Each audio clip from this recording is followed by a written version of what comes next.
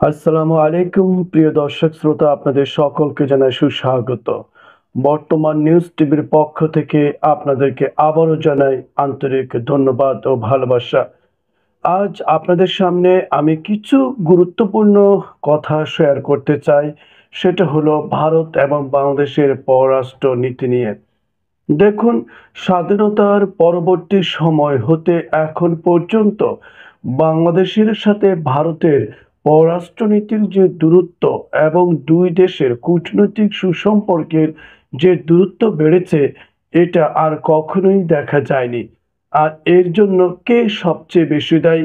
কি বাংলাদেশের জনগণ নাকি ভারতীয় জনগণ? বাংলাদেশের রাজনৈতিক ব্যবস্থা নাকি ভারতের রাজনৈতিক ব্যবস্থা? আমরা যদি ভারতের জনগণ এবং বাংলাদেশের জনগণকে আগে যদি আমরা কম্পেয়ার করি, তাহলে আমরা একটা বিষয় এখানে তৈরি করতে পারবো যে এই সুসম্পর্ককে দুঃসম্পর্কে পরিণত করার পিছনে এই জনগণ দায়ী কিনা। দ্বিতীয় নাম্বার হলো, আমরা ভারতের রাজনৈতিক দলের সাথে বাংলাদেশের রাজনৈতিক দলের যে একটা আদর্শগত অথবা একটা তাদের রাজনৈতিক যে মারপ্যাচের যে একটা সম্পর্ক রয়েছে ফায়দা লুটিয়ে নেওয়ার, এবং সেটাকে আমরা পার্থক্য হিসেবে আমরা বের করতে পারবো। প্রথমে আমরা আসি, জনগণের কথা আসি। এখানে কেন আমি রাজনৈতিক দলের পার্থক্য না নিয়ে এসে আগে কেন জনগণের কথা নিয়ে আসি? দেখুন, আমরা ভারতের জনগণকে এবং বাংলাদেশের জনগণকে যদি আমরা একটা জায়গায় দাঁড় করাই, যদি এই জনগণকে মধ্যে যদি আমরা দুটি ভাগ করি, একটা হলো রাজনৈতিক জনগণ, একটা হলো সাধারণ জনগণ। আমি মনে করি বাংলাদেশের সাধারণ জনগণ এবং ভারতের সাধারণ জনগণের মধ্যে কোনো ধরনের বিভেদ নেই, এবং কোনো ধরনের হিংসা প্রতিহিংসা অথবা একে অপরকে শত্রু ভাবাপন্ন একটি দেশ হিসেবে তুলনা করে বিবেচনা করে মনে প্রাণে বিশ্বাস করে এই ধরনের কোনো কারণ নেই। আমরা মনে করি সাধারণ জনগণের পক্ষ থেকে আমরা যেরকম উদার চিত্তে এবং উদার নীতি নিয়ে এক রাষ্ট্র আরেক রাষ্ট্রকে, এক রাষ্ট্রের প্রতিবেশী আরেক রাষ্ট্রের প্রতিবেশীকে সম্মান করি, শ্রদ্ধা করি, ভালোবাসি এবং অতিথি পরায়ণতা আমরা সুযোগ পেলেই দেখিয়ে থাকি, এটা আসলে খুব নজির। আমার মনে হয় বিশ্বের যে কোনো রাষ্ট্রের প্রতিবেশী থেকেও আমরা ভারতের জনগণকে এবং ভারতের জনগণও বাংলাদেশকে অত্যন্ত সাবলীলভাবে অতিথি পরায়ণ হিসেবে গ্রহণ করে। তো এই দিক থেকে যদি বিবেচনা করি, অবশ্যই ভারতের জনগণের সাধারণ জনগণের সাথে বাংলাদেশের সাধারণ জনগণের মধ্যে কোনো ধরনের বিভেদ নেই। আছে বন্ধুসুলভ আচরণ এবং এক ধরনের প্রতিবেশী আত্মার আত্মীয়তা। এবার রাজনৈতিক যদি আমরা দেখি, ভারতের জনগণ এবং বাংলাদেশের জনগণের মধ্যে এখানে পার্থক্য আছে। এখানে বাংলাদেশের আওয়ামী লীগ যারা রয়েছেন, যারা আওয়ামী লীগের সমর্থন করেন, তারা সবসময় ভারতকে নিজেদের একটা রাজনৈতিক দল হিসেবে বিবেচনা করে এবং তাদের গুরু হিসেবে বিবেচনা করে। তারা ভাবে যে আওয়ামী লীগ মানেই হলো ভারত সরকারের যে, যারা যখন ক্ষমতায় থাকে, বিশেষ করে বিজেপি, তারা তাদের সমর্থিত একটি দল। এবং এবার কিন্তু আরো বেশি স্পষ্ট হয়েছে যে কংগ্রেসে রাহুল গান্ধী যখন আপনার যে বিতাড়িত শেখ হাসিনাকে তাদের নিজ দেশে রাখার যে ঘোষণা দিয়েছিল এবং বৈধতা দিয়েছিল নরেন্দ্র মোদী সরকারের সাথে মিলিয়ে, সেখানে স্পষ্ট হয়েছে যে শুধু কংগ্রেস এবং বিজেপি যে পার্থক্য, রাজনৈতিক মত পার্থক্য রয়েছে, সেটা কিন্তু নয়।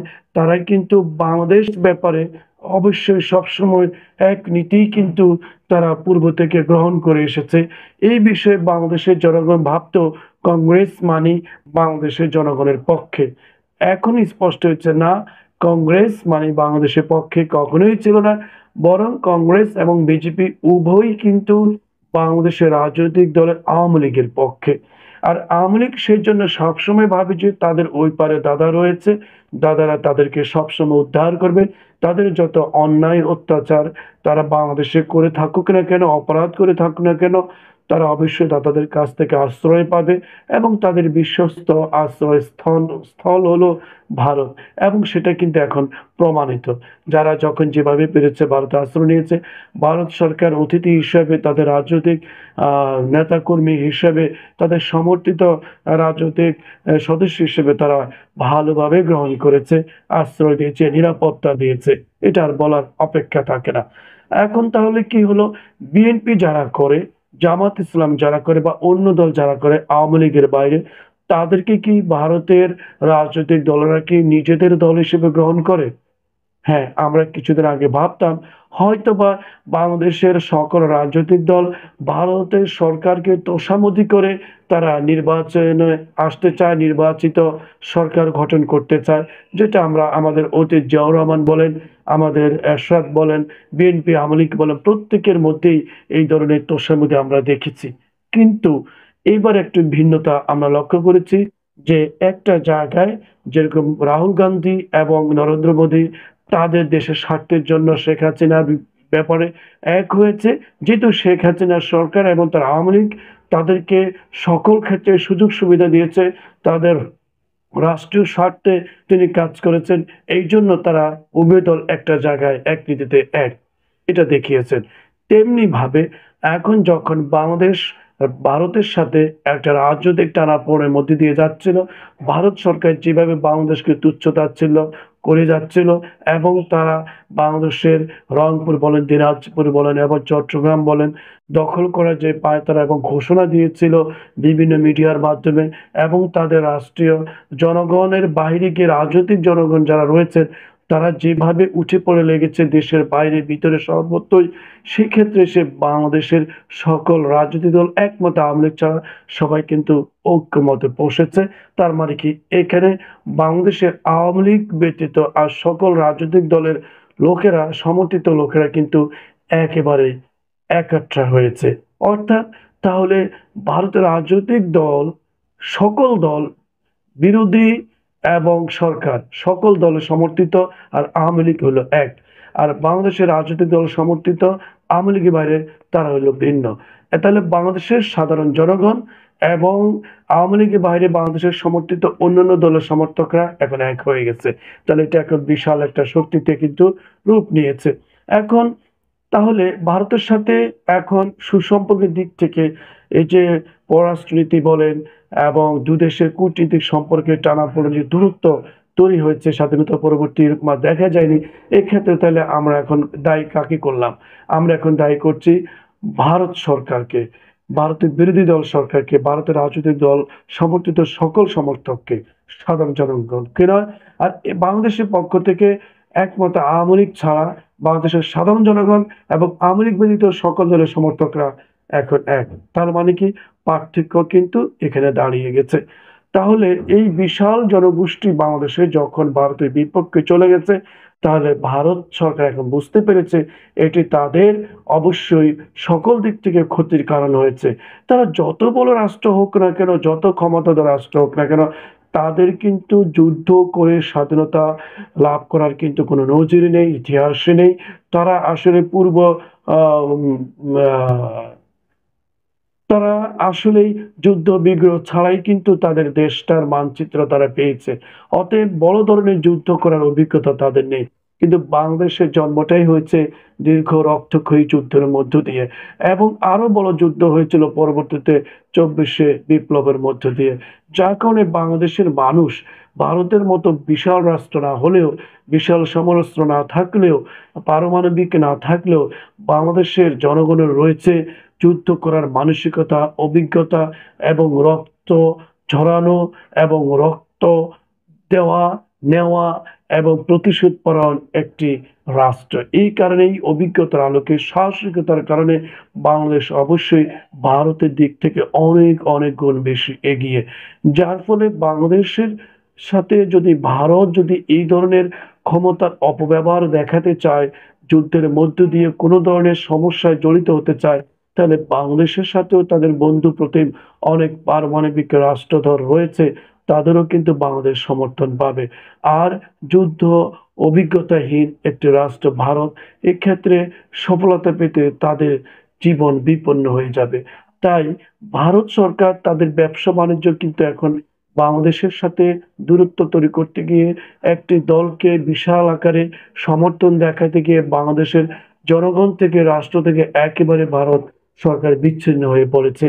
এর ফলে ভারতের কলকাতা কেন্দ্রিক আশেপাশে শিলিগুড়িতে ব্যবসা কেন্দ্রিক যে বাংলাদেশ কেন্দ্রিক যে ব্যবসা ছিল সেগুলো কিন্তু এখন ধস নেমেছে এবং হুমকির মুখে পড়েছে।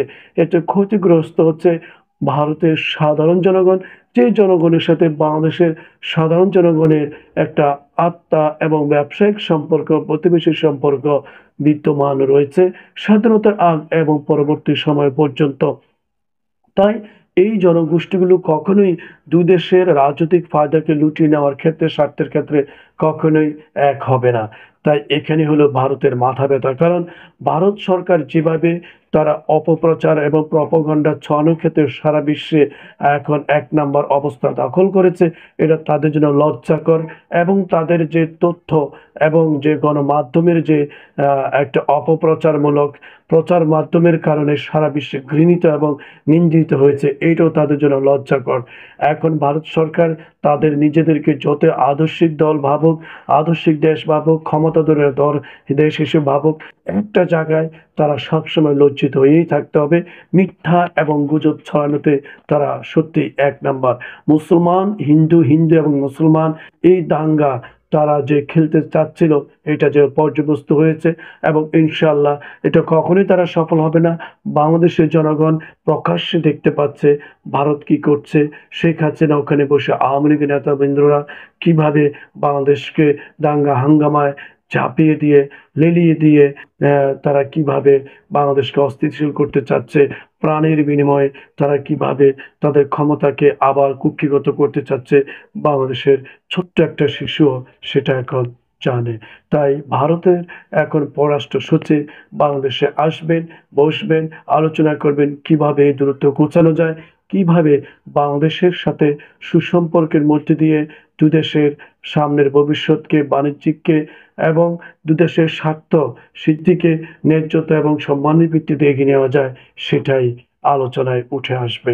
আমরা প্রত্যাশা করি অবশ্যই দুদেশ সুসম্পর্কের মধ্যে দিয়ে, ন্যায্যতা এবং সমতার মধ্যে দিয়ে এগিয়ে যাক এবং আবার দূরত্ব ঘুচিয়ে সুন্দর, সুন্দর ভবিষ্যতের দিকে আবার দূরত্ব ঘুচে গিয়ে একটা সুসম্পর্কের মধ্যে দিয়ে গড়ে উঠুক মেলবন্ধন।